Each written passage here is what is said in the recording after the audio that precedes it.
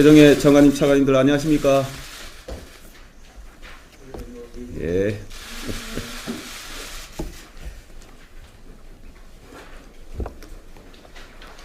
그럼 지금부터 비상경제장관회의를 시작하겠습니다. 최근 국내외 금융시장은 고금리 장기화 우려 속 미국 국채금리 상승, 달러 강세 등 글로벌 금융시장의 불확실성이 지속되는 가운데 국내 금융시장도 변동성이 다소 확대되는 모습입니다. 특히 추석 연휴 기간의 글로벌 금융시장 영향이 일시에 반영되면서 어제 우리 금융시장은 비교적 큰 폭의 변동성을 보였습니다. 정부는 국내외 금융시장 상황 전개를 예의주시하면서 한층 더 높은 경계심을 갖고 모니터링을 강화하는 한편 여객기관 등을 중심으로 한 투기적 거래로 외환시장 불안이 발생하지 않도록 적극 대응하는 동시에 필요시 채권시장 안정화 조치 등도 적기에 시행토록 하겠습니다. 조금 전 발표된 9월 소비자 물가는 전년 동월 대비 3.7% 상승하였습니다. 올해 들어 물가는 전반적으로 둔화 흐름이 이어지고 있으나 7월 중순 이후 국제 유가가 큰 폭으로 상승하고 여름철 농산물 가격 상승 등이 겹치며 두 달 연속 3%대를 기록하였습니다. 다만 그동안 물가 상승의 주요 요인이었던 서비스 물가의 상승세 둔화가 지속되는 가운데 물가의 추세적 흐름을 보여주는 근원 물가도 3% 초반을 유지하고 있어 계절적 요인이 완화되는 10월부터는 점차 다시 안정화될 것으로 예상됩니다. 하지만 최근 국제유가 변동성 확대 등 물가 불확실성이 여전한 만큼 정부는 서민 물가의 조속한 안정을 위해 총력을 다하겠습니다.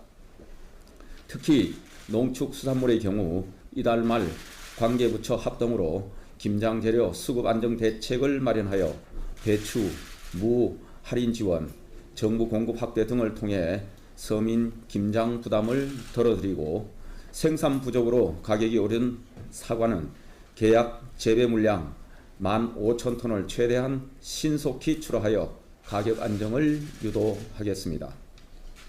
석유류는 국제유가 대비 과도한 인상이 없도록 업계 협력 및 현장 점검을 강화하는 한편 서민 부담 완화를 위해 동절기 난방비 대책을 이달 중 선제적으로 마련하겠습니다.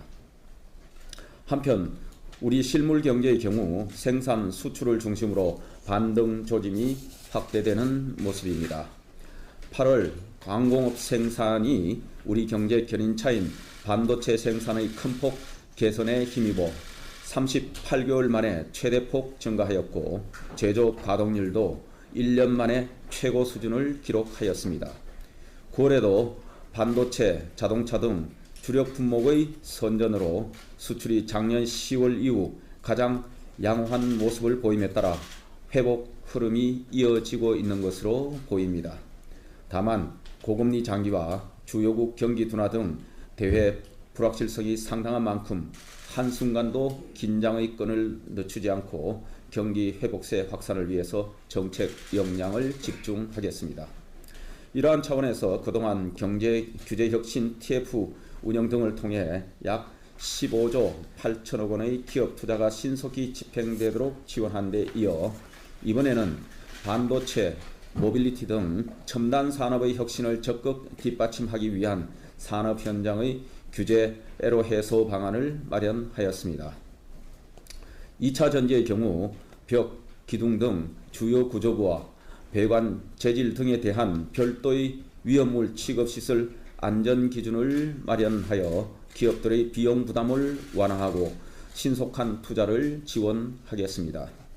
또한 심야 자율주행 버스, 자동주차 로봇 등 모빌리티 분야 신기술이 더욱 빠르게 국민들의 삶에 활용될 수 있도록 이번 달 19일부터 모빌리티 분야에 특화된 규제 샌드박스 제도를 시행할 계획입니다. 아울러 가까운 주유소에서 간편하게 전기차 충전이 가능하도록 전기차 무선 충전 설비에 대한 실증 작업과 설치 기준 마련을 신속히 추진하겠습니다. 이러한 정부의 노력과 함께 국회도 계류되어 있는 경제 관련 현안 법안들을 신속히 처리해 주시기를 이 자리를 빌어 간곡히 당부드립니다. 특히 기업구조조정촉진법의 경우 예정된 10월 15일에 일몰이 된다면 일시적 경영 위기 기업에 대한 자금 지원, 만기 연장 등 지원이 제한되어 기업구조조정 제도의 공백이 예상되는 만큼 일몰 기한이 연장되도록 국회의 조속한 심의 처리를 당부드립니다. 또한 지난해 1월 시행된 중대재해처벌법의 경우 산업 현장 안착을 위해 정부도 취약 분야를 중심으로 근로자 안전 확보에 최선을 다하고 있으나 약 77만 개에 달하는 50인 미만 사업장의 경우 중대재해 예방 역량이 갖추어지는 것이 우선인 만큼 적용 시기 유예를 위한 법 개정안이 연내 국회 처리되기를 기대합니다. 다음은 선박의 운영 관리에 첨단 ICT 기술을 접목하는 디지털 해상교통정보산업 육성 전략입니다. 우선 자율운항 기술 등 42개의 핵심 기술 확보와 선박 탄소 배출량 저감 서비스 등 39개의 민간 부문 서비스 개발을 위해 2027년까지 2,300억 원의 R&D 투자를 하겠습니다. 또한 바다 내비 시스템의 실시간 선박 위치 정보 등을 개방하여 민간 기업이 혁신 제품 및 서비스 개발에 활용토록 하겠습니다. 아울러 수출 제품 해외 인증 취득 비용의 일부를 지원하고 해외 판로 개척을 위해 211개 현지 지원기관 네트워크를 구축하는 등 디지털 해상교통 정보 분야 수출을 적극 뒷받침하겠습니다. 이어서 안건과 관련해서 해수부 장관님께서 자세한 말씀이 있으시겠습니다.